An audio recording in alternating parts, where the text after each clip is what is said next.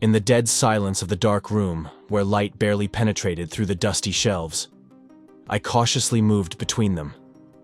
My heart raced wildly, responding to every rustle in this grim labyrinth. She was here, in the shadows, an elusive presence hunting me. Her steps were heavy and uneven, and I felt a chill and terror hanging in the air. I tried to move quietly, but the sound of my steps seemed loud in this deafening silence. I stopped, hearing a rustle very close. In the darkness, behind one of the shelves, I saw a distorted silhouette.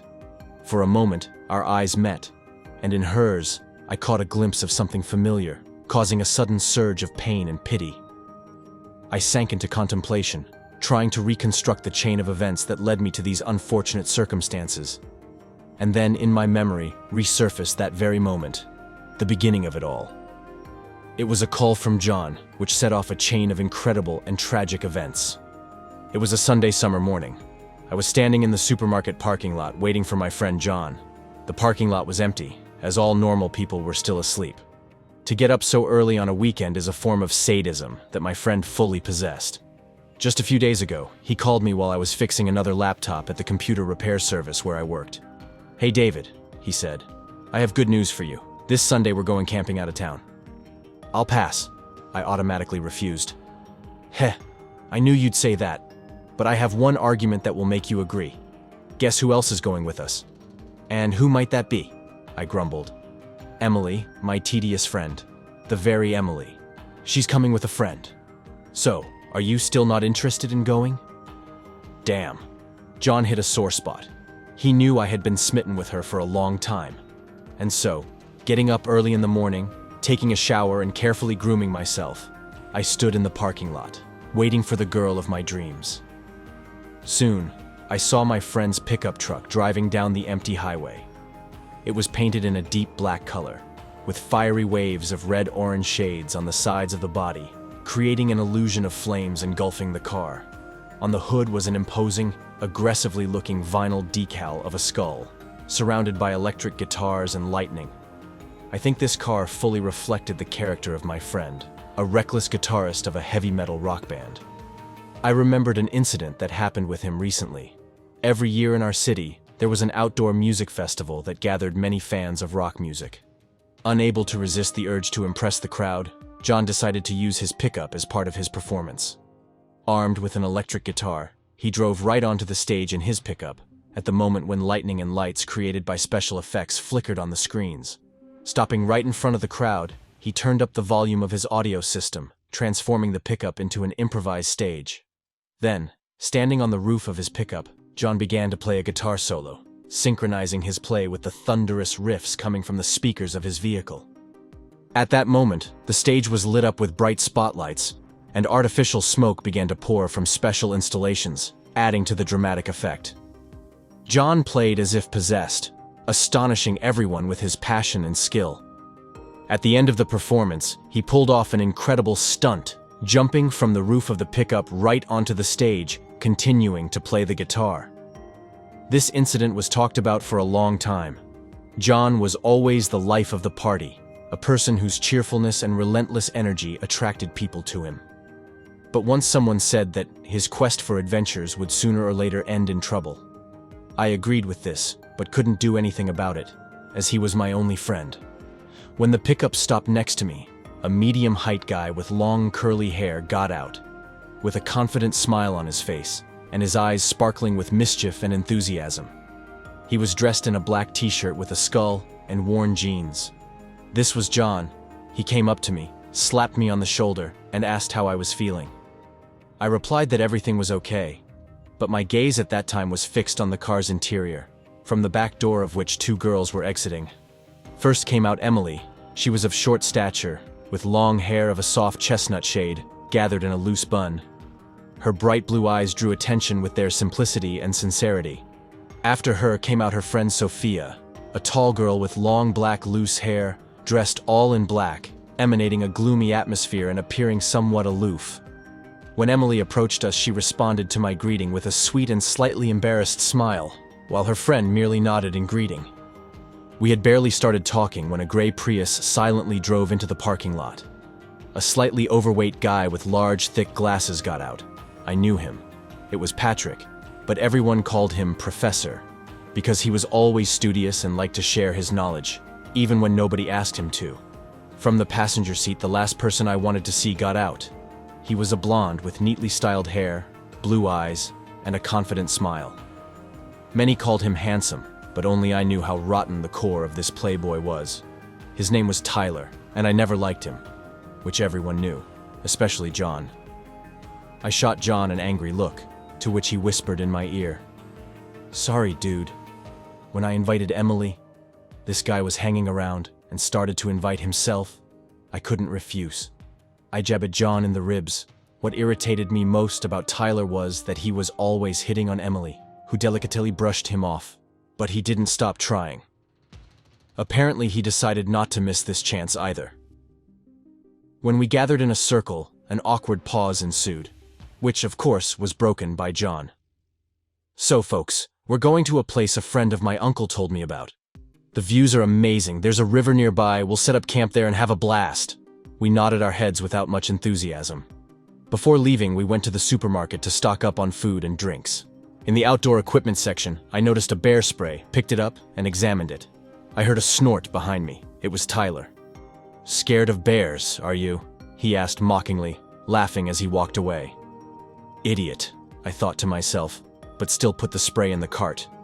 Soon we loaded all our stuff into the bed of the pickup and set off. I sat in the passenger seat next to John.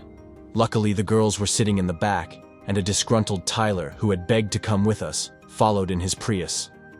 Soon we left the city, with about 50 miles to our destination. The journey was pleasant. The road took us further away from city life, the environment becoming wilder and more untouched with each mile. Arriving at the site, we found a perfect place for camping. It was on a small hill with a view of a wide, gently flowing river. The water in the river was clean and cool, sparkling under the evening sun. Dense forests stretched along both sides of the river, creating a sense of seclusion and peace. We decided to set up camp in a small clearing surrounded by tall trees. There was enough space for our tents and a fire. The forest emitted soft sounds, rustling leaves, bird songs, and the distant noise of the river. The air was fresh, filled with the scents of pine and earth. After setting up the tents, we gathered firewood for the fire. It was around noon, and we decided to have lunch. Setting up the grill, we cooked some meat. Soon, a pleasant aroma spread around the area. Satisfied and content, John, belching and patting his stomach, which earned him a reproachful John from Emily, decided to break the silence. "You know, guys, this place is cool, but my uncle told me about another spot nearby. Shall we take a walk and see what's interesting there?" So that's the real reason we're here, I thought. In my experience, John's ideas never ended well, but I noticed curiosity and signs of approval on the others' faces, especially Emily's. Everyone started agreeing, and not wanting to be called a coward, I agreed too. Everyone began to gather for the journey. Just in case, I took a backpack with a compass, flashlight, water, and that bear spray. John also had a bag with him, shaped like it contained a large box. That made me wary. What was he planning? Soon, we set off on our journey. The forest was dense and impassable, filled with the whispers of leaves and mysterious sounds of nature. Following a narrow path, we made our way through the thick underbrush, where each step felt significantly harder than the last. The light filtering through the dense canopy of trees created a dappled pattern of light and shadow on the ground. Occasionally, we stopped to breathe in the fresh, fragrance-rich air of the forest and listen to the sounds surrounding us. The distant singing of birds, the rustle of small creatures hiding in the bushes, and the mysterious noise of the wind among the branches. As we progressed, the forest became denser and the path barely noticeable. In some places, we had to push our way through the thickets. After a long journey through the forest, we finally emerged onto a spacious clearing. Unexpectedly, an ancient wooden house, hidden among the trees, stood before us. It seemed remarkably well maintained despite its age. The house was made of dark wood, its roof covered in moss, and the windows adorned with carved shutters. We cautiously approached the house, taking in its details. The wooden planks of the walls were skillfully joined, and on the porch, there were antique, neatly arranged chairs and a small table. Everything around was quiet, with only a gentle breeze rustling the leaves. As we began to inspect the house, suddenly an elderly man emerged. His thick beard was silver gray, and his gaze was wise and penetrating. He was simply dressed in an old-fashioned shirt and worn trousers. His appearance slightly frightened us, especially the girls, who hid behind our backs. Emily, to my delight, hid behind me. The man stopped on the threshold, looked at us attentively, and said, "You seem to be lost? Don't be afraid. I've lived here for a long time and have helped many lost tourists. You just need to head south now. There you'll see a trail. Just follow it and you'll come out to the highway." John intervened at this point. "No, sir. We're not lost. Just walking. We saw your house on the way and were surprised by it. Sorry to disturb you. Goodbye." And he turned and walked north. We uncertainly followed him. The man, seeing where we were going, shouted after us, "Wait, don't go there. It might be dangerous." "Don't worry, sir. We're just walking and we'll be back soon." John replied without looking back and continued on his way. The professor caught up with him and whispered, "Maybe we should listen to that man. He's not warning us for nothing, right?" "Don't be afraid. My uncle's friend has been there 1,000 times, and even if it's dangerous, it's so cool to find out what's happening there." John replied with gleaming eyes. My companions began to look at each other anxiously. "There you go, ladies and gentlemen, caught in the web of my friend who constantly seeks adventures in risky places," I thought. I even started to feel guilty for not warning the others that this walk might be dangerous, as John was the initiator. Soon we disappeared behind the bushes. The man stood with his mouth open and hand raised. Then he waved it and muttered something like, "I warned them." We continued on our way, John trying to lighten the mood, constantly joking, laughing loudly, and talking with the girls. I walked behind, envying how easily he could interact with people. I wanted to talk to Emily but didn't know where to start. My chance came a little later. I saw her lagging behind, looking for something on the ground. I approached to ask what she had lost. "A bracelet, I knitted it recently," she replied. Like a knight, I rushed to search and soon found it. It was a beautiful knitted bracelet made of threads, showing that whoever made it had a decent talent in knitting. I was overjoyed, especially when she smiled at me with her bright smile. "Thank you," she said. "My grandmother taught me to knit. It's a kind of reminder of her." "You're welcome, by the way. It's really nice. Maybe you could knit one for me as a thank you?" I cheekily asked. She smiled and was about to reply when suddenly something stirred in the bushes, something huge and hairy. It was hard to make out and say anything definite about it. Emily got scared and hid behind me. I assumed it might be a bear and reached into my bag for the spray. But then everything went quiet. Sophia and Tyler quickly approached us, asking, "What are you doing here?" while suspiciously glancing at us. Emily started to explain that she had lost her bracelet, and I was helping her when we saw something resembling a bear in the bushes. "A bear?" John, who had just arrived, asked in surprise. "There are no bears in this forest. Maybe it was a wild boar." "Possibly," I replied uncertainly. But for a boar, it seemed too big. John walked into the bushes, where we had seen the creature, then looked around but found nothing. He called us to follow him, as we were almost at the destination. Soon, John stopped and looked around. Giant pines surrounded us, completely blocking the sunlight, creating a semi-darkness. He bent down, searching for something on the ground, and soon let out a triumphant cry. He beckoned us over and showed us what he had found, a metal hatch. The earth around it was covered in moss and fallen leaves, making it almost invisible unless looked at closely. The hatch looked old and rusted, made of heavy metal, square in shape with a recessed handle for opening. There were no inscriptions or signs on it, only the marks of time and corrosion. John tried to open it, but it was locked. He then took off his backpack and pulled out a drill box marked 850 watts, claiming it could drill through any metal. Extracting the drill, he saw our surprised faces and explained that his uncle's friend had recently found this hatch and told John about it. After locating where the lock might be, he began drilling. We had no choice but to sit nearby and wait for him to finish. After about 20 minutes of drilling and constant tugging at the handle, the hatch gave way and opened. We gathered around the hole and looked inside. The hatch led deep down into impenetrable darkness.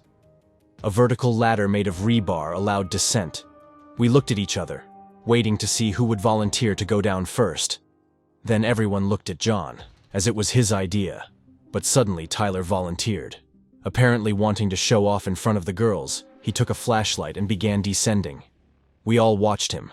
After a while, he disappeared into the darkness. We waited to see what would happen. After about 5 minutes with no news from Tyler, John leaned down and shouted into the hatch with all his might. "Tyler!" Suddenly, a beam of light hit him right in the face, indicating that there was still electricity in this place, to our surprise. Then we heard Tyler's voice, telling us to come down. John went down first, followed by the others. I was the last to go. To be honest, I didn't really want to get in there. I looked around, it seemed no one was around, but as my head was almost submerged in the hole, I caught a movement out of the corner of my eye. I stopped abruptly and stared into the bushes, but saw nothing. A bad feeling lingered with me. Sighing tiredly, I continued my descent. The depth of the shaft was about 30 feet, which seemed quite deep to me. Finally, I jumped onto the flat floor and looked around. We found ourselves in a long, narrow corridor. The walls, covered with pale gray tiles, were well preserved, although there were signs of time, chips, and darkening here and there. Weak but working neon lights flickered on the ceiling, creating a gloomy but sufficient lighting for inspection. The floor was covered with linoleum, which in some places had peeled and curled, revealing the old concrete underneath. On both sides of the corridor were heavy metal doors with numbers and marks, many of which were covered in rust and dust. Some doors were slightly open, leading to rooms that once served as laboratory cabinets or experiment rooms. The glass in some doors was broken, revealing dark, abandoned spaces through them. Pipes and wires stretched along the entire length of the corridor, some of which had sagged or detached from the walls, evidencing long-past days of activity. The air smelled of mold and old electronics, and the only sounds were our footsteps and a distant hum coming from the unknown depths of the laboratory. The guys stood around, curiously looking around. It was surprising that this place was still functioning. I saw Tyler standing near the electrical panel with a proud look. The professor was particularly excited, as he always liked such places. He entered one of the doors, then peeked out and beckoned us. When we entered, we saw an old laboratory. The room's walls were lined with old, peeling white tiles, showing signs of time and long-dried stains of unknown substances. In the center stood a long work table covered in a layer of dust. Scattered on the table were various laboratory implements, test tubes, flasks, pipettes, all covered in a thick layer of dust and forgotten for years. In the corner of the room was a cabinet with many glass vials, many still sealed, containing unknown chemical compounds, colored solutions, and powders. Some vials were broken, their contents dried out, leaving multicolored traces on the shelves. An old microscope, covered in dust, stood on one side of the table, as if forgotten in the midst of an important experiment. Beside it were notes and records on scribbled sheets of paper. Their ink faded, making the text barely legible. As we dispersed around the room, we began to explore everything. Sighs and exclamations of surprise filled the air, especially from the professor, who, excited by the discovery, nervously moved from one corner of the room to another. Meanwhile, I noticed John carefully putting some tools into his bag. Suddenly, there was a sound of breaking glass and a frightened scream. I turned sharply and saw Emily with a wounded finger, stained green from the liquid of a broken test tube, its shards on the floor. Rushing over to her, I took out a bottle of water and a bandage to immediately rinse the wound and prevent infection. After all, no one knew what was in the test tube. After carefully treating the wound and bandaging it, I sighed in relief, seeing that the injury was not serious. Emily smiled at me gratefully, and I felt an incredible happiness at being able to help. Making sure everything was fine, John warned everyone to be more careful. We continued our exploration. Exiting into the corridor, we began to peek into each room in turn, but there was nothing interesting in them. Suddenly, we heard a loud, frightened scream. We turned around and saw it was Sophia, who had burst out of one of the rooms we hadn't checked yet. Her face was frightened, and she was trembling.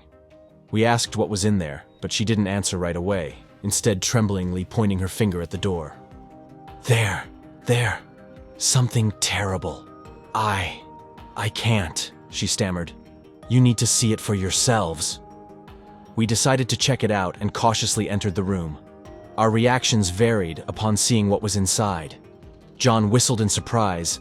Tyler jumped back in fright. The professor fell to the floor trembling. Emily screamed in fear and covered her mouth with her hands, and I simply stared, dumbfounded and mesmerized at what was before us.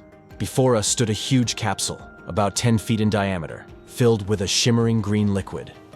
Inside, in this mysterious substance, floated a gigantic head, resembling that of a wolf but many times larger, and with clear differences from a normal animal. This head looked more like a monster from a fantasy tale, with sharp fangs and terrifying, unnatural features. To understand its size, imagine an adult man stretching his arms wide, but still unable to fully embrace it.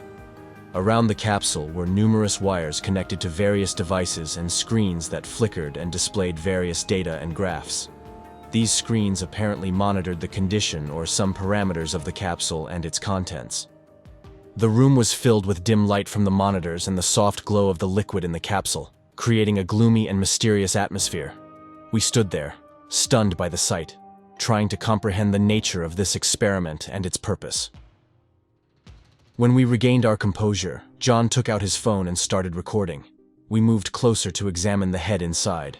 Up close, it seemed even more realistic and terrifying.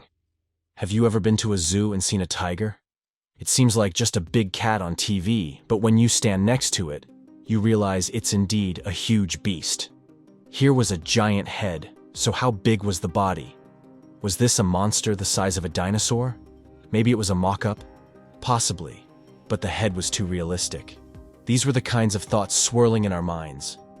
Speaking or making noise in this atmosphere felt dangerous. It seemed that if we did something wrong, this creature might awaken. We stood for a while longer, studying everything around us, then decided to leave. As I was leaving the room, I swear, I thought the monster looked in our direction. I caught the slightest movement of its pupil, and in fright, I recoiled and quickly decided to leave the room. The guys looked at me in surprise, but I just shrugged and said nothing, not wanting to seem cowardly. I saw that the guys were getting nervous, and there were suggestions to return, but John insisted on exploring a couple more rooms. Reluctantly, everyone agreed. Continuing down the corridor, we found an evacuation plan and realized the laboratory was simply enormous. We had explored only a small part of it. The professor pointed out a room labeled Archive. We decided to go there. Soon we found the right door and entered. The room was spacious, with high ceilings and shelves covered with old books, documents, and boxes. The shelves held stacks of dusty folders, films, and old reels with recordings. The air in the archive was heavy with the smell of old paper and metal. In one corner of the archive stood a device for viewing video, an old film projector, which, it seemed, could still work. Next to it was a table with several film reels. These reels were neatly labeled, and we realized they could provide valuable information about the laboratory's past research. After examining the reels, we chose one labeled Overall Analysis and Conclusions. We prepared the projector for use and inserted the reel. Upon turning on the device, the archive wall turned into a screen, displaying frames of an old film. The image was black and white, slightly shaky, but clear enough to discern details. We held our breath in anticipation of discovering the secrets hidden in these ancient recordings. An image appeared on the screen of a man in a white lab coat, standing next to a huge capsule, who seemed vaguely familiar to me. To date, it has been 65 days since the beginning of our research, he began his report. We have discovered that the head in the capsule is alive, but it does not respond to external stimuli. However, our experiments with its blood have shown astonishing results. On the screen, the scientist paused, sighed, and continued. This blood contains a virus that interacts with human DNA, causing genetic changes, leading to physical transformation. Unfortunately, we discovered this due to a tragic accident, when one of our scientists had direct contact with the blood of this creature. After 2 hours, a transformation occurred, after which the victim took on the appearance of a wolf-like anthropomorphic being and began attacking everyone around. We barely managed to eliminate this creature, and soon began studying how to fight this virus. Suddenly, the image on the screen shook, and the video jumped forward in time. We have developed an antidote, the scientist continued, holding a vial labeled HN13. It must be administered within the first 2 hours after infection to prevent transformation. Early signs of infection include a sharp rise in body temperature, changes in eye color, accelerated hair and nail growth, as well as increased physical strength and aggressiveness. We sat opposite the screen, listening intently to what the scientist was saying. To my right sat Emily. I looked at her, and she noticed, smiling back at me with her warm smile. My heart froze in fear. Her eyes, always so clear and kind, had suddenly changed. They had become bright yellow gold, reminiscent of a predator's eyes, reflecting light in a way that momentarily left me speechless. At first, I couldn't believe what I was seeing, remembering the scientist's words about the change in eye color. Emily saw my reaction and became frightened, asking, "What's wrong? Is there something on me?" Your eyes." It was hard for me to say. A heavy burden of bad news weighed on my heart. The others turned around, hearing our conversation.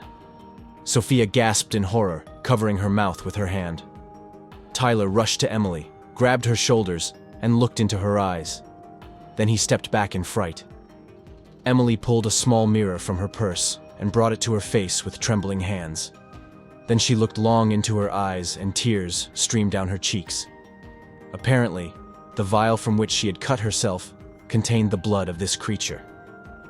We all sat in stunned silence, not knowing what to do. I approached her and hugged her. She buried her face in my shoulder and sobbed loudly. My chest ached as I recalled the scientist's words about the antidote. I gently pulled away from Emily and headed to the projector. Rewinding the tape, I stopped the image at the moment the scientist held the vial. I pointed at it. "We must find it within an hour and a half, as half an hour has passed since the infection. The vial with the label HN13. Let's split up, each taking a wing of the building." A spark of hope appeared in me, which spread to the others. Even Tyler nodded in agreement. We divided the areas among the 5 of us, leaving Emily to sit in the archive. I set the timer on my watch and ran with all my might. Every second was crucial. Soon, I was at the door labeled Experimental Laboratory 37, and I burst into the room. A grim atmosphere filled with shadow and cold enveloped me. Around me stood rows of capsules, each containing dead chimeras submerged in green liquid. These motionless beings, a chaotic mix of different animal parts, were a reminder of the horrific experiments conducted here many years ago.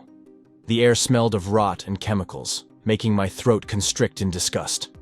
I had no time to examine the contents, my head spinning in search of the antidote. But it was nowhere to be found. Suddenly, I noticed a dark figure moving in the shadows.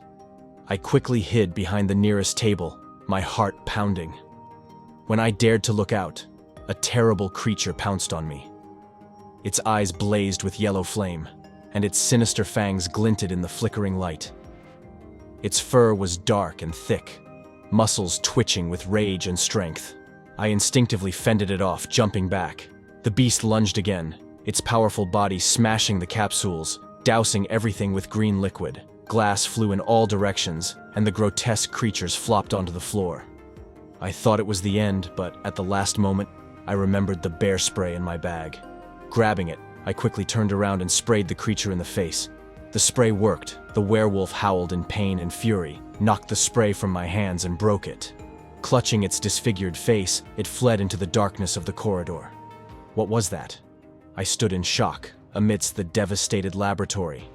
I breathed heavily as after a run, trying to calm down, get my thoughts in order. Could there be more infected here? I needed to warn the others. But first, I thoroughly searched all corners. Yet the antidote was not found. I rushed out into the corridor, but it was empty. I remembered that everyone had dispersed throughout the building, and searching for them now would be problematic. Glancing at my watch, I felt the urgency of time pressing.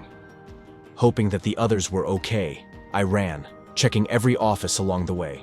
Finding nothing, I began to think about what to do next. Standing in the middle of the corridor, I suddenly heard a terrible, desperate scream of pain. I ran towards it and saw that Sophia, Tyler, and John had also gathered there. It was as if I had been plunged into icy water. The professor was missing, and it was apparently he who had screamed. My companions exchanged frightened glances, and John asked, "What is happening?" I didn't explain, but rushed into the room from where the scream had come. It was a large room, completely filled with archival documents neatly placed on shelves, arranged in rows like a library. The shelves stretched along the walls and through the entire space, creating narrow passages between them. A faint smell of old paper and dust hung in the air, and the dim light from sparse lamps gave the room a semi-darkness and a sense of mystery. Together with the others, I cautiously navigated between the rows of shelves, searching for any traces of the professor. However, what we found was worse than any of our fears. Behind one of the rows, in a recess between the shelves, we found the body of my friend. It was brutally mutilated, as if attacked by a monster. Pages and documents were scattered around, creating chaos and disorder. The floor was stained with blood, which had not yet fully dried, and the air was filled with a sharp, metallic smell. This discovery petrified us with horror and grief. Sophia trembled with fear, her face pale. Tyler sat down, trying to comprehend what had happened, while John stood in the corner, nervously twirling a flashlight in his hands. He might have been blaming himself for bringing us here. I sighed and told them what had happened earlier. They listened to me and were terrified. Sophia turned around and said we should run and call for help. I thought it was a wise decision, but then we wouldn't be able to save Emily. It was selfish of me, but I could only think of her. Tyler volunteered to go with Sophia, and John and I decided to stay and continue the search, when suddenly a menacing growl echoed. We quickly turned around. Danger was near. Sophia panicked and ran towards the exit. We followed her. The corridor was empty. In haste, Sophia headed towards the hatch through which we had entered, and Tyler followed her. John and I stood, pondering where the antidote could be. Suddenly, we heard a noise and simultaneously looked up. Something was crawling on the ceiling, or rather, inside the ventilation system. John and I exchanged looks and realized how this creature was moving. And with horror, we understood that it was heading in the same direction as Sophia and Tyler. We ran after them. I looked at my watch. There were only 30 minutes left. A lump formed in my chest. Would we be able to save Emily in time?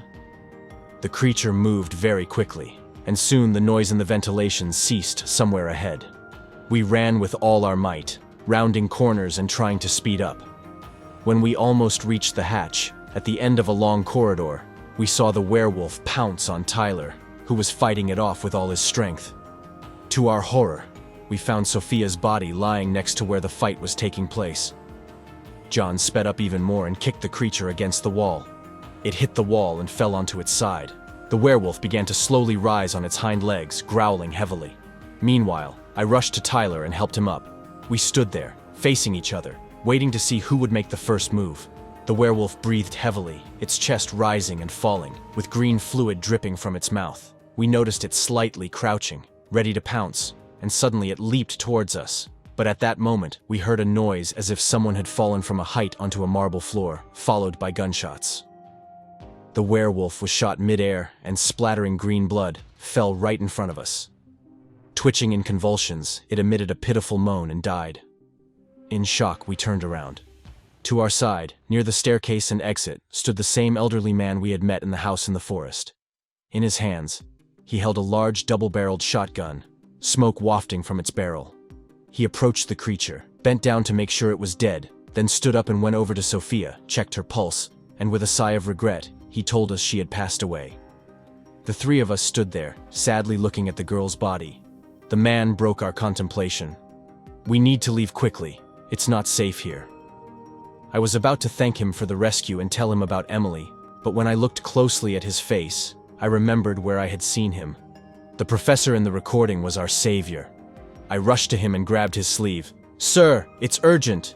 Where can we find the antidote? Our friend, she's infected. You have to help us." He gently pushed me away and, after a heavy sigh, slung his shotgun over his shoulder and wearily said, "It's gone. The last doses were destroyed, and the scientist who developed it lies before you." We looked confusedly at the werewolf's corpse, and the man continued, "This happened 30 years ago. There was a catastrophe here then." "What? How can it be gone?" I cried out in despair. Then I looked at my watch. There were only 15 minutes left. I turned and ran to the archive where Emily was supposed to be waiting. Behind me, I heard the man shouting, trying to stop me, but I kept running. He had no choice but to follow me. Soon we arrived at the location. I rushed into the office, but to my horror, found no one. I desperately called out Emily's name, but there was no response. I was about to run out to search for her, but the man grabbed me tightly so I couldn't break free. I glared at him angrily, but he said, "Calm down. I need to explain to you. It's too late to do anything. By going out to search, you'll only put yourself at risk." I tried to break free from his grip, but John and Tyler approached and put their hands on my shoulders. I was angry and wanted to hit these traitors, but John quietly said, "Calm down, friend. Let's listen to what he has to say." Reluctantly, I nodded my head, and they loosened their grip.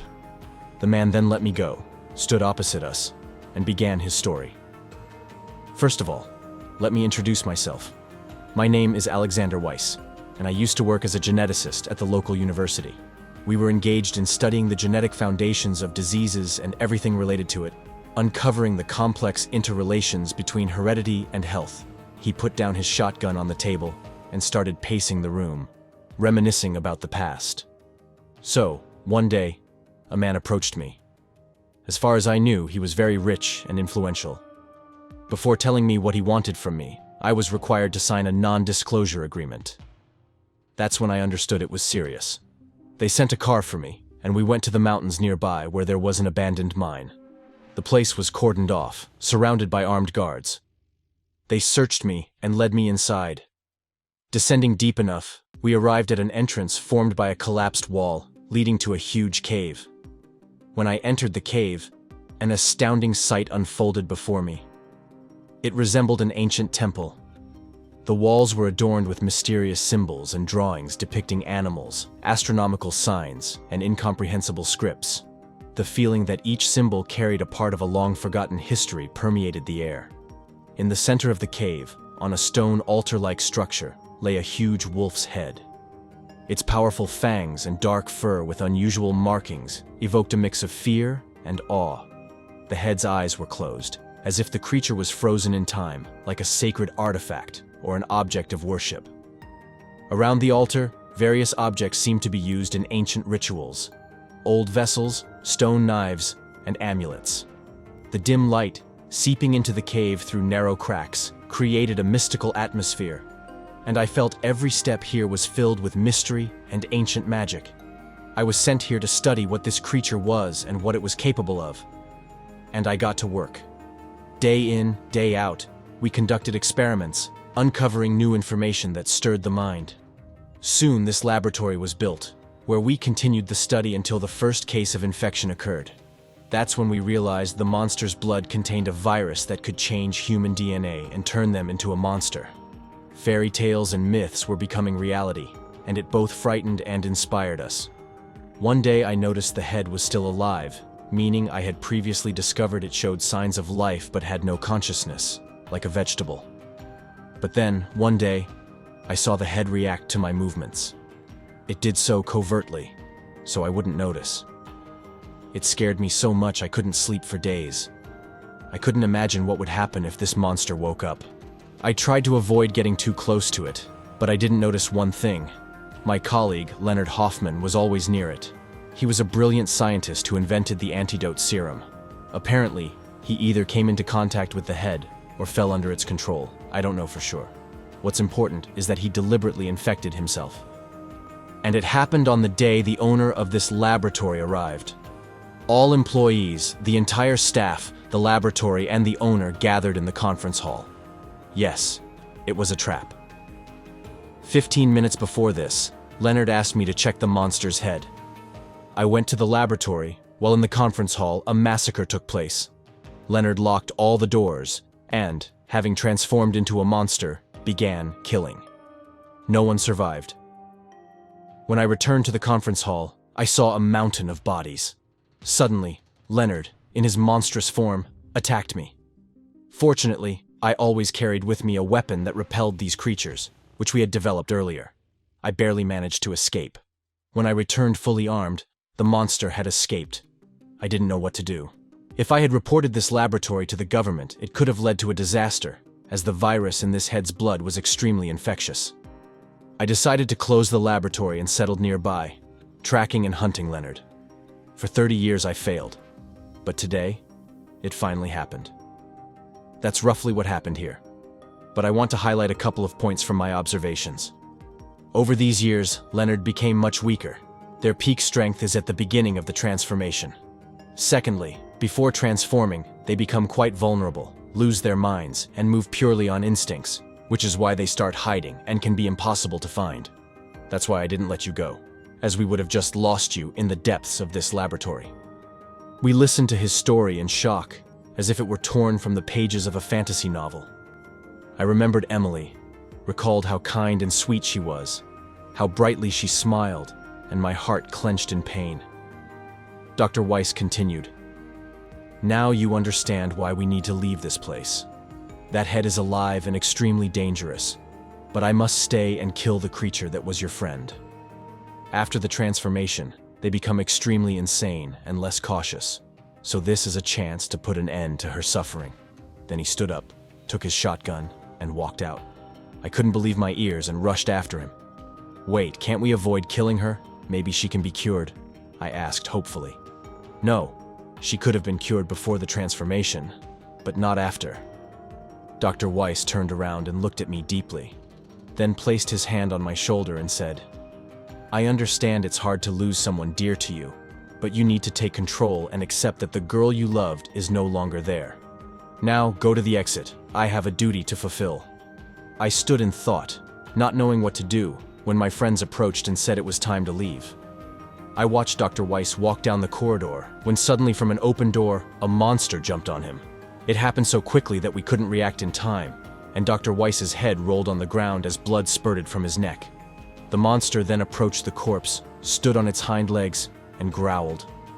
We stood petrified, unable to move. The werewolf turned to us, slowly opening its formidable jaws full of sharp, gigantic fangs. Its fur, colored a chestnut shade, just like Emily's hair, fluttered gently in the airflow created by the working fan. "God, Emily, what has become of you?" I thought sadly. Suddenly, the monster charged at us, and we reacted by rushing into the nearest room, slamming the door shut. A loud bang sounded, and the door trembled. The monster growled in disappointment and then quieted down. We sighed in relief, but then heard noise above us. Something was moving through the ventilation. Then just a few dozen feet away from us, the ventilation grate fell to the floor, followed by the werewolf jumping down. In panic, we dashed to the door we had just closed. My heart pounded in my chest as I struggled with the lock. Finally, with relief, I heard the click.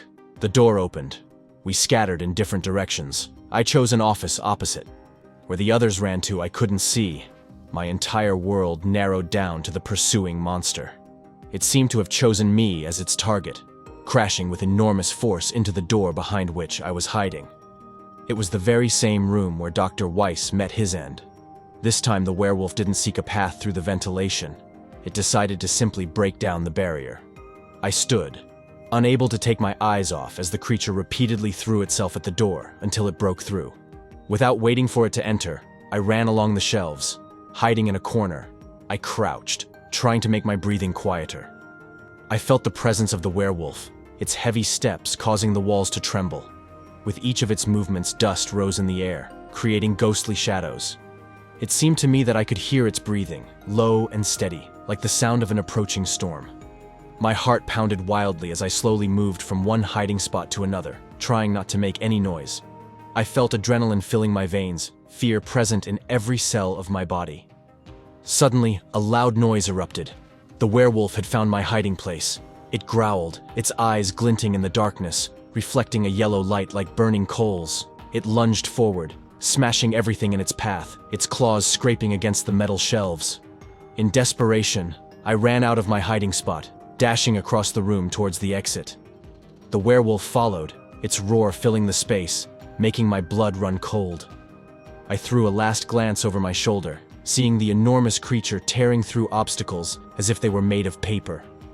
With my last ounce of strength, I burst out of the room.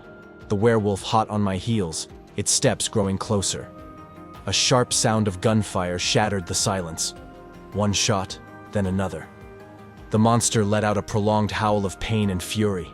Turning around, I saw John, armed with Dr. Weiss's shotgun, shooting at the werewolf. The wounded beast, despite its injuries, charged at John with incredible speed, knocking him down. The werewolf slowly, like a predator, approached John, preparing to deliver a fatal blow. In desperation, I rushed to them and grabbed the shotgun. The monster stopped, meeting my gaze. Tyler burst out from behind me, yelling at me to shoot. "One shot in the head and she's dead." His voice sounded like a sentence. But I hesitated. Tyler was also in love with Emily, and now he was demanding that I kill her. Standing indecisively, I watched as the werewolf turned its attention back to John. A gunshot sounded. Smoke rose from the barrel of the shotgun. I missed. I didn't want to hit. The werewolf met my gaze, and I swear, somewhere deep in its eyes, I saw the same warm look that belonged to the one I loved. With a growl, the creature fled into the darkness of the corridor. Exhausted and overwhelmed with emotions, I approached John. He was injured, but not fatally, probably a few broken ribs. I helped him up, draping his arm over my shoulder, supporting him as we walked. Tyler walked beside us, holding the shotgun I had handed him, cautiously looking around. Soon we left the place. In the forest, as soon as my phone got a signal, we called for rescuers. After a while, the laboratory was cordoned off. John was taken to the hospital, and people in strict suits, claiming to be FBI agents, began to interrogate us. We told them everything, just to get it all over with. In the end, they asked me to sign a non-disclosure agreement. I told them to go to hell. But to my surprise, they didn't insist much, probably thinking nobody would believe such a story. They, of course, took our phones. After finishing everything in the department corridor, I saw Emily's parents. They looked very sad, because they were told their daughter had died. I stood at a distance, not finding the strength to approach them, and confessed that their daughter, transformed into a monster, was now roaming somewhere in the depths of the forest. Story 2. This incident happened to me in high school, at a time when I was living with my parents in a small northern town. Our town was one of those places that seemed to be fading away. The economy was in decline, and the population dwindled slowly, like the last leaves of autumn clinging disparately to their branches. But then, like a sudden gust of wind before a storm, everything changed. Investors, like mythic deities from old tales, descended upon our humble town and erected a chip manufacturing plant. This industrial titan breathed new life into the town. People came in droves, new houses mushroomed up, and the streets buzzed with the energy of rejuvenation. My father owned a small construction firm, a modest enterprise that had trudged along the edge of survival. However, the influx of orders for new buildings and renovations brought by the town's renaissance bolstered his business. He worked tirelessly, from the first light of dawn to the deep, starry hours of the night. When he had amassed enough savings, he decided it was time for us to move to a better place. His choice? A house in one of the town's most respectable neighborhoods. We arrived at our new abode around lunchtime.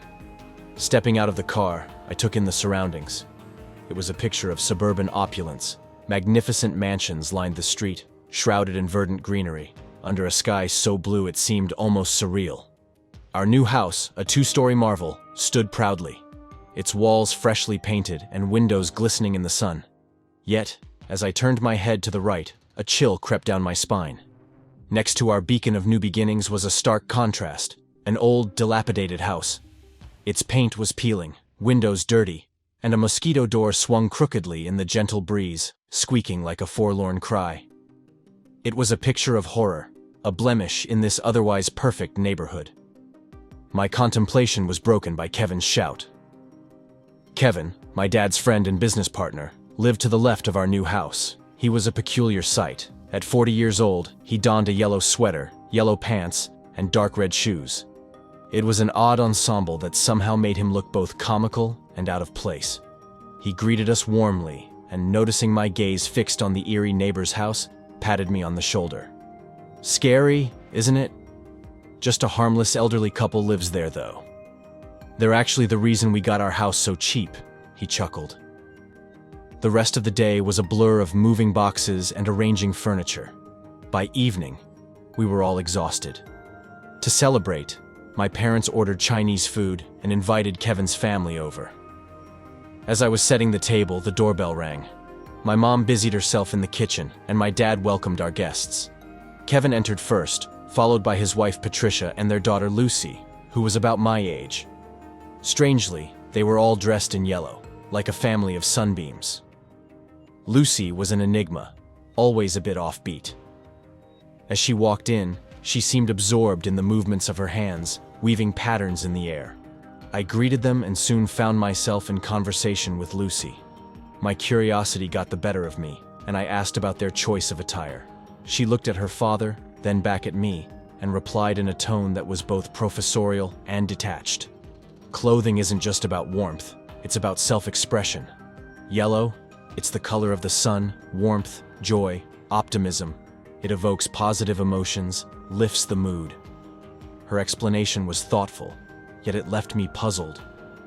As I sipped my Coke, the peculiar nature of Lucy's behavior lingered in my mind. Her parents, by contrast, radiated a cheerful normalcy, laughing and conversing with an ease that seemed to smooth over the evening's strangeness. The dinner, lasting about an hour, eventually wound down, and our neighbors departed, leaving us to retreat to the comfort of our beds. My slumber was abruptly shattered the next morning by the sound of a heated argument emanating from the backyard. Peering out the window, I saw my father in a tense standoff with our elderly neighbor from the decrepit house next door. The neighbor, a man in his 60s with a mane of gray hair, was clad in an old checkered shirt and jeans. His body language was aggressive, his hands cutting through the air as he shouted. Curiosity overcoming my grogginess, I hurriedly dressed and descended to investigate. Approaching the scene, the dispute seemed to reach its zenith. The old man's voice was laced with anger, and spit flew from his mouth as he cursed my father, his house, and our family. My father, visibly perturbed, attempted to respond, but the old man, not allowing a word in edgewise, spat on the ground and stormed back to his house. Later, my father explained that the altercation had been over some trees planted near the fence, a practice apparently prohibited by state law. Despite the trees blocking the sunlight he desired for our veranda, my father, seeking to avoid further conflict, chose not to pursue the matter. A week passed in an uneasy calm. Returning from school one afternoon, I found my parents on the porch, leaning over an object with concerned expressions. Drawing closer, I saw it was an old jug, adorned with patterns and inscriptions, like a relic from a bygone era. Peering inside, my stomach churned at the sight of a dead chick, its tiny body pierced by large needles, spread-eagled at the bottom of the jug. My parents, deeply troubled, debated whether to involve the police. Ultimately, my father made the call. Within 10 minutes, 2 officers arrived and began their investigation.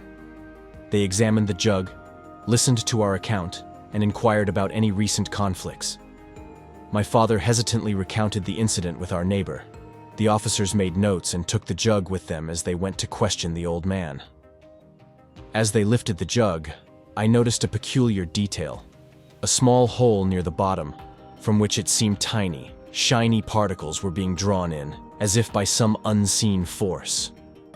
Rubbing my eyes, I dismissed it as a trick of the light. The police knocked on the old man's door, and after a brief exchange in which he vehemently denied any involvement, they returned to us. They reported his denial and took the jug for further examination, advising us to contact them if anything else suspicious occurred. As they left, the old man's hateful gaze bore into us from his doorway, a silent threat that lingered in the air long after he had retreated into the shadows of his house. Returning to the safety of our home, the air was thick with unspoken worry.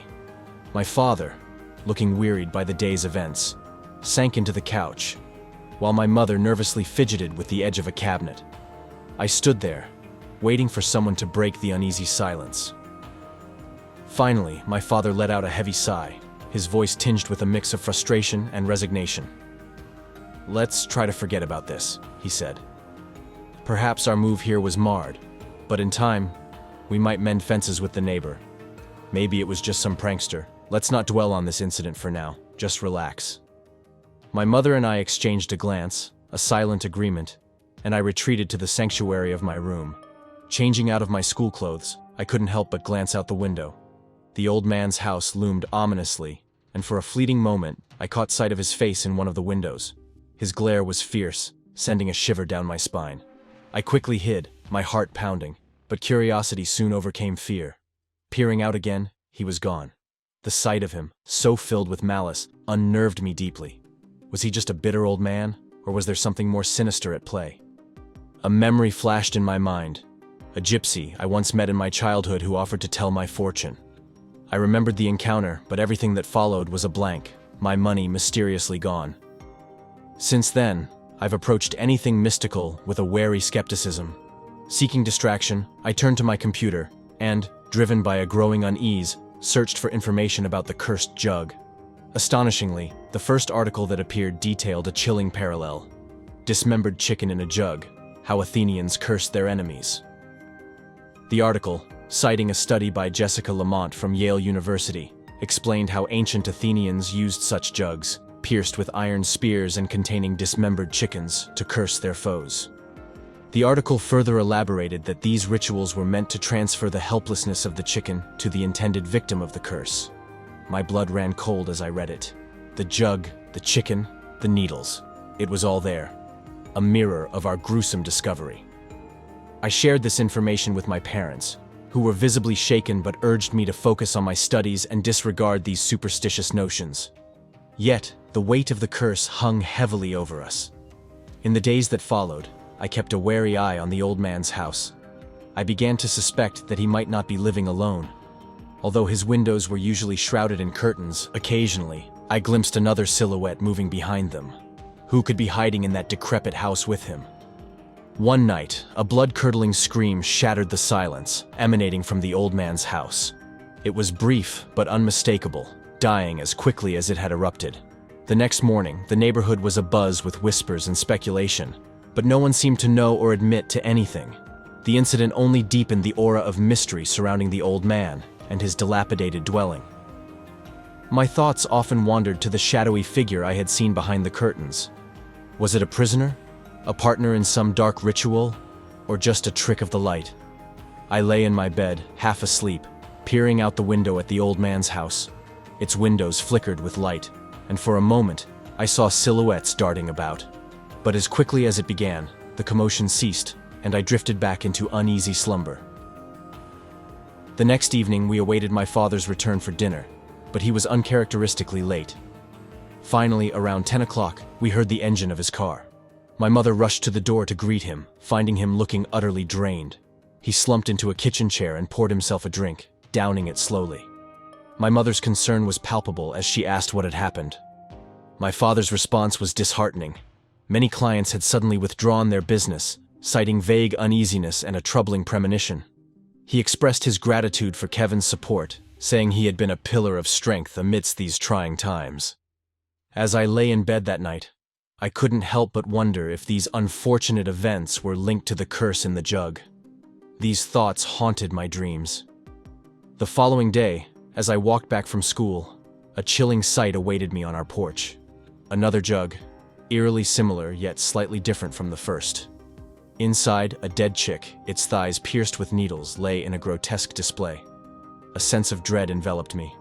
I called my mother, who joined me, her face contorting in horror at the sight. We were about to call the police when the phone rang. It was Kevin, bearing grim news. My father had been in an accident at work and was now in the hospital. My mother's face paled, her eyes flickering between the phone and the gruesomely pierced legs of the chick. We rushed to the hospital. My father was conscious, his legs swathed in bandages. He explained that a construction had collapsed on him, crushing his legs. As he spoke, my mother and I exchanged knowing glances and told him about the second jug. He frowned deeply, taking the phone to call the police himself. Upon returning home to collect some belongings, we were met by a police car. Our familiar officers emerged, and we recounted the day's harrowing events. To our astonishment, the jug was nowhere to be found on the porch. Despite our insistence and a thorough search, nothing turned up. The police, after questioning neighbors to no avail, eventually left. My mother then departed, promising that Kevin's family would look after me. Left alone, I trudged up to my room. Collapsing onto my bed, a whirlwind of fear and confusion about the jugs and my father's accident consuming my thoughts. My reverie was interrupted by the doorbell. It was Lucy. She entered, saying she would keep me company while her parents were busy. I listlessly agreed, collapsing onto my bed once more as she began to draw. After a few minutes of silence, I recounted our family's ordeal to her. She listened intently, her pencil never pausing. When I finished, she remained silent, focused on her drawing. Curiosity piqued, I peered over to see a meticulously detailed cross-section of an embryonic chick. It was so lifelike, it seemed ready to burst from the page. She then spoke, seemingly out of nowhere, about the development of a chick embryo. Her knowledge was detailed and precise, describing the stages of development from the formation of the head and tail to the feathers and eyes. As I tried to grasp the relevance of her words, she suddenly suggested that if we suspected the old man, we should break into his house to uncover the truth and possibly find a way to help my father. Her suggestion was reckless, yet there was a desperate logic to it. She then returned to her drawing, this time focusing on eggs. Lucy's words echoed in my mind as I gazed out the window, only to meet the angry eyes of the old man from the neighboring house staring back. That night, after a quiet dinner brought by Lucy's mother, we retired early, the day's events weighing heavily on us. I woke up at dawn, restless and determined. As I opened the front door, my heart sank. Another jug sat ominously on the doorstep. This time, a chick's head was impaled by a large needle. A shiver ran down my spine, the gruesome sight a harbinger of something sinister. My phone rang, startling me from my trance. It was my mother, her voice choked with tears. She told me that my father had slipped into a coma. The news left me reeling, and Lucy's suggestion from the previous day surged to the forefront of my mind. I had to act. With a newfound resolve, I approached the old man's house. To my surprise, the door was unlocked. I stepped inside, the darkness of the corridor enveloping me. The house was in disarray, with dirt, scratch marks on the walls, and an overwhelming stench of decay. Creeping upstairs, I chose a door at the end of the corridor. As I gently pushed the door open, a voice stopped me in my tracks. "If I were you, I'd take off my shoes to make less noise," the old man said calmly, seated in the corner reading a book. My fear urged me to flee, but his non-threatening demeanor held me in place. Confronting him, my voice quivering, I demanded to know why he had cursed my family. He sighed, setting aside his book, and invited me to sit. Reluctantly, I did. He began by apologizing for the previous altercation, admitting it was a moment of weakness and that he regretted his actions. He expressed genuine sorrow upon hearing about my father, indicating a level of empathy I hadn't expected. Before he could continue, the door creaked open. An old woman with disheveled gray hair and unfocused eyes peeked in. The old man addressed her gently, and she handed him an old button before leaving the room. He explained that she was his wife, who had recently succumbed to mental illness, turning their lives upside down. Sitting back down, the old man continued, his voice heavy with exhaustion. He explained that he had no part in sending the jugs. The revelation from the police had shocked and sobered him. He reflected on the struggles he had faced, caring for his ailing wife, which had led to his breakdown and the outburst towards my family. As he spoke, I began to understand the source of the eerie screams, the strange scratches, and the overall atmosphere of despair that hung over the house. My heart ached with sympathy for the old man, his story revealing a life marred by tragedy and misfortune. It became clear that he was not the architect of our family's recent miseries. The old man's final words resonated within me. "I really didn't send those jugs," he insisted. "Think about who benefits if something happens to your father." His advice left me deep in thought as I left his house, the weight of his words pressing down on me. I called Lucy, asking if I could come over to discuss the situation and perhaps get help with my homework. She was alone, her parents absent. After a brief wait at her door, she let me in. The yellow decor of her room was striking. From the curtains to the bed linen adorned with chick prints, and chicken-shaped toys scattered everywhere. An array of marble eggs on a shelf caught my eye, and on impulse, I slipped one into my pocket. As we settled into homework, I excused myself to the bathroom. Sneaking out, I barricaded her door with a mop to buy some time. I needed to explore their house for any clues. After searching the main floors and finding nothing, a thought struck me. The basement. I discovered the locked door near the kitchen and managed to pick the lock using tools from the pantry. Descending into the basement, I was met with an eerie sight. Small decorative lanterns illuminated the room, revealing walls adorned with ancient patterns and statues of fearsome bird deities. In the center stood an altar and a large jug. As I approached, a rhythmic thumping sound emanated from the jug, like a heartbeat. The jug seemed to breathe, expanding and contracting rhythmically. My contemplation was shattered by a terrifying scream. Kevin, Lucy's father, charged at me, his face contorted in rage. He grabbed my throat, choking me. Desperately, I fumbled in my pocket, finding the marble egg I had taken from Lucy's room. In a last-ditch effort, I hurled it at the jug, shattering it. A black mist, glinting with gold, erupted from the broken jug, swirling like a genie before vanishing into thin air. Kevin collapsed, convulsing in agony, then fell silent. Lucy burst into the room, her eyes wide with shock. Ignoring her father, she dropped to her knees beside the remnants of the jug, weeping and mourning the loss of her egg. I slipped out of the basement, my mind reeling from the events. Outside, I called the police and then received a call from my mother. My father had regained consciousness and was recovering. As I hung up, I gazed around the neighborhood, my eyes finally resting on the old man's house.